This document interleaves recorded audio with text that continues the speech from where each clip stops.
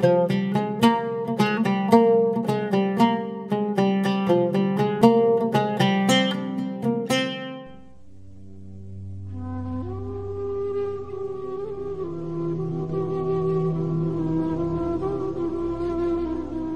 ګلپاڼې نه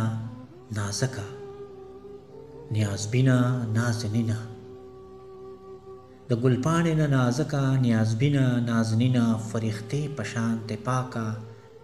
شپږ اووه ورځې کېدلې چې راغلی وه جهان ته د دې درد د ګلستان ته، چې راتلله موسېدله لکه شمع ځلېدله، څومره ښکلې ښکارېدله د مور په زړه کې ګډېدله، لکه نور هسې روښانه بې زبانه خو ګویانه، تاوېدې ته مې کتلې بس له دې نظارېدلې، دا پاسته پاسته لاسونه د ګلاب سرکي ګلونه، دا پاسته پاسته لاسونه د ګلاب سرکي ګلونه، راستانه شوه د څو ورځو مېلمانه شوه د څو ورځو، زناورو په شپاله کې د فرعون په یو کاله کې، د فرعون د دې خپل پلار زهریلا لکه د مار،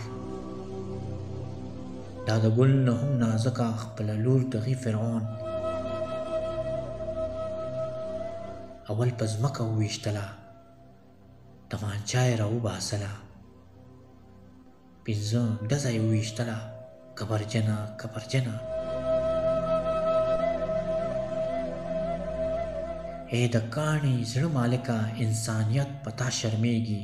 لعنت در باندې وای،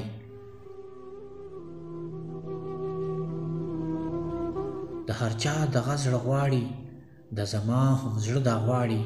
چې په دار شي او سنګسار شي، سره لمبه لکه د نار شي، دا په مور بایسه تېرېږي آوه څرنګې ژړېږي، ای ظالمه ای ظالمه ته د جهل زمانې شوې،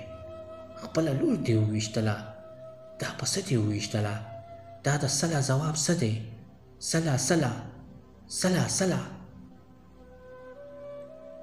دا په وینو چې لړلې سپړېدلې او شلېدلې،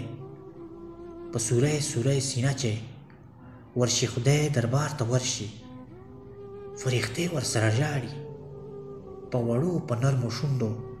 په ماتو ګوډو الفاظونو، په سلګو په اسویلو کې، خدای تعالی نه ګیلمنه ورته وایي ورته وایي ربه ربه زما ربه، د یو سوال ځواب خو راکه زه دې څه کړم پیدا، چې پیدا دې کړم بیا ولې زه دې نر نه کړم پیدا، چې دې لور کړمه پیدا بیا دې ولې د فرعون کره پیدا کړم، چې هستی نه یې فنا کړم، د ګیلو نه بیا په جنګ شي، د ګیلو نه بیا په جنګ شي، ورته وایي ربه ولې ربه ولې ربه ولې،